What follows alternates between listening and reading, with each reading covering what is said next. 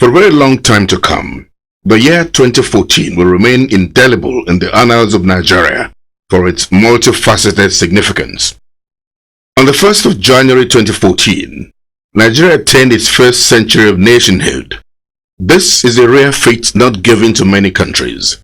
A people from diverse ethnic nationalities, over 300 different languages, cultural identities, different religious and political leanings, to have lived together for as long as 100 years as one indivisible entity. Although our tribes and tongues differ, to quote a portion of the national anthem, Nigeria in the last 100 years has indeed drawn a lot of strength in the diversity of our people, which has defied all classifications. Nigeria's centenary celebration should also remind all of us that we have successfully conducted our 5th consecutive election under civilian dispensation.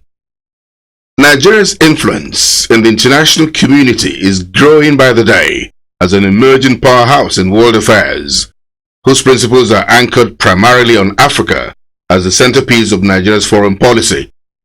Here, very meaningful intervention that has brought about life-changing development to different parts of the continent has been brokered. Colloquium convened to seek intellectual introspection into Nigeria's journey into nationhood in the last 100 years and profile the way forward with the challenges of the next century, staring every one of us in the face, was attended by over 40 heads of state and governments and their representatives from different parts of Africa, the United States of America, the United Kingdom, the European Union, France, Germany, and a number of other countries with whom we have cordial ties. After a thorough interrogation of Nigeria's journey into nationhood in the last century, all the leaders suggested what they see from their separate perspectives as the fastest route for Nigeria to travel to gain lost grounds and consolidate its leadership position on the continent. There was a consensus of opinion that the issue of insecurity, which has remained hydra-headed and intractable in many parts of Africa, especially with the Boko Haram insurgency hitting Nigeria's northeast area hard, the time has come for all Africans to look at the issue in a more concerted way. Henceforth, according to them, whatever affects any part of Africa must be seen as a collective assault on the African continent and treated as such. In his remarks, President Goodluck Jonathan expressed the gratitude of Nigeria for the brotherly love and show of solidarity of the world leaders, and also assured Nigerians and by extension the international community that moving forward, the Nigerian government under his watch will do its very best to see that peace and security prevail in all the nooks and crannies of Nigeria and Africa as a whole. He solicited the support and cooperation of everyone, especially leaders in all parts of the world, because the issue of security is a global one. Your Excellencies, we must strengthen existing mechanisms for national and international conflict management and create new avenues for cooperation within and between our peoples and our nations. Your Excellencies and dear friends, I firmly share the view that if we stay focused and work together, we can make this 21st century the African century, a century where all our children will have enough to eat, a century where all our children will be in schools, a century where economic growth and prosperity touches all, regardless of gender, economic, political status, ethnic or religious affinity. For this to be achieved, our development must be people-centered, people-driven, and anchored on human security. What the organizers of the Centenary celebrations called live concert, multimedia show and firework display, tagged Nigeria, a Nation United, which took place at the National Stadium Abuja, turned the entire skyline of Abuja into a kaleidoscope of exciting colors, as young Nigerians, numbering about 150 of them from different parts of the country, unleashed their creative abilities through poetry, dance, acting, and singing to celebrate Nigeria's centenary anniversary. The live performance by Nigeria's all-time great musicians, the guitar maestro, Victor Owaifo, was indeed the icing on the cake. It transported Nigerians many years back into nostalgia.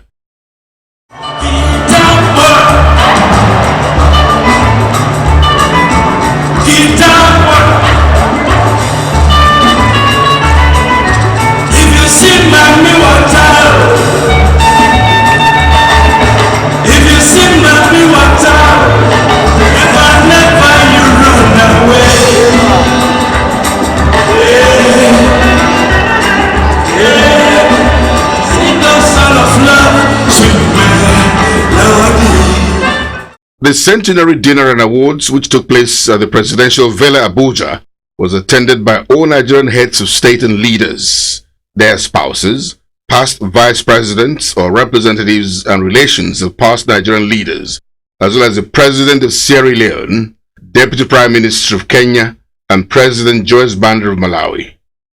The event was rich in quality attendance from the different spheres of Nigerian life: politics, the media, business, corporate sector, the banking sector, the military, the legal profession, as well as the traditional institution. President Goodluck Jonathan, who was the chief host, supported by his wife and First Lady, Dame Patience Jonathan, Vice President Mohammed Namadi Sambo and his wife, Hajja Amina Sambo, Senate President David Mogg and his wife Helen, the Speaker of the House of Representatives, Honorable Aminu Waziri Tambuwal, and the Deputy Speaker of the House, Honorable Emeka Hedioha. Also in the audience were members of the National Assembly and members of the Federal Executive Council. The night began with a very exciting performance by children from different parts of the country who tried to depict the true essence of Nigeria's strength in diversity. The very brilliant students assured Nigerians that if it took the advanced countries of the world like the United States, Europe, and the likes centuries to get to where they are today, we should not give up on our country, because there's hope that with the huge potentials deposited in our land and the limitless opportunities that abound everywhere, Nigeria will emerge the country to watch on the threshold of a new century. You see, in developed countries, developed country, hold it there. This is Nigeria and not one of your so-called countries. See, Mr. Know-it-all, this is Nigeria, and we're just 100 years old. We're growing, we're developing, and we will get there. So stop comparing us to any other nation. The fast-rising female singer, Waje, the pride of Nigeria's Niger Delta, and Timi Dakolo, Bayelsa State and Nigeria's pride in contemporary music, also did a special duet to further give vent to the fact that Nigeria is the next destination and the place to look at for leadership in the African continent. many people, different tribes, and different tongues, we're united in a strengthened resolve to uphold The high point of the Centenary Dinner and Awards was the special awards, which began with former Nigerian heads of state and past leaders. It was followed by captains of industry who have impacted the country and its citizens in many positive ways, especially through creation of employment opportunities. Africa's richest man, Alhaji Aliko Dangote and Dr. Mike Adenuga Jr. led the way.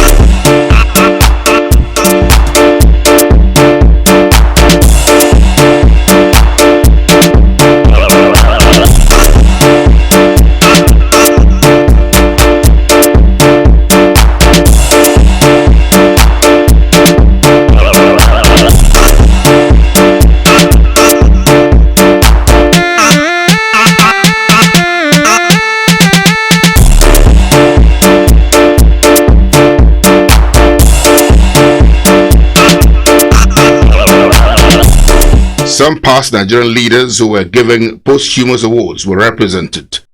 Other Nigerians who have made a distinct mark in their different endeavors were also honored. Law, politics, the military, creative enterprise. We had Olu Jacobs, the doyen of the Nigerian film industry, who has successfully straddled the European and Nigerian theatre industry, and Patience Ozokwo, alias Mama G, they were honored.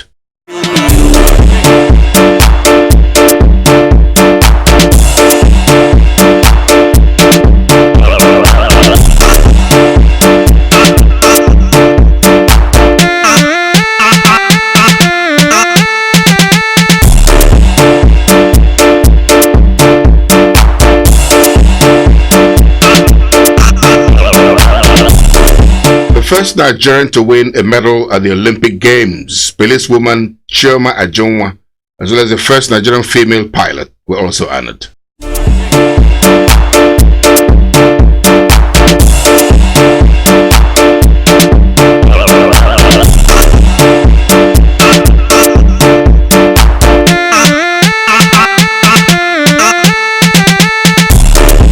Awards such as the one given to mark the centenary anniversary of Nigeria will constantly remind all of us that the labor of our heroes past should never be in vain.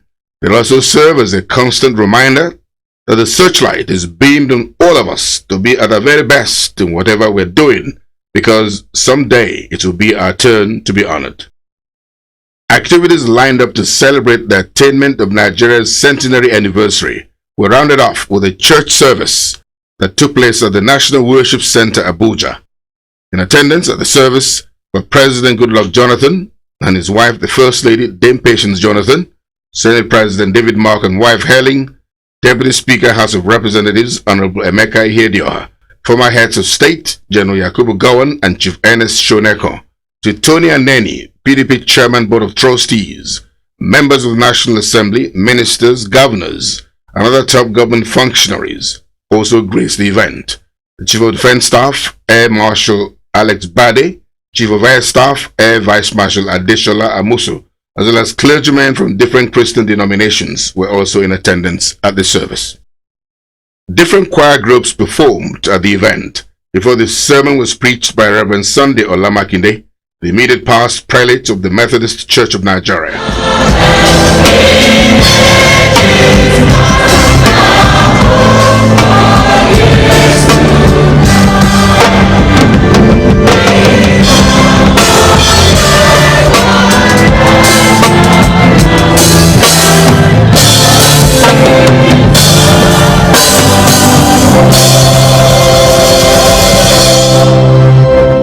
In it, he emphatically said that it could only have taken the grace of God for Nigeria to have survived the hiccups we have encountered as a country, which at every point had threatened the corporate existence of our country in the last 100 years.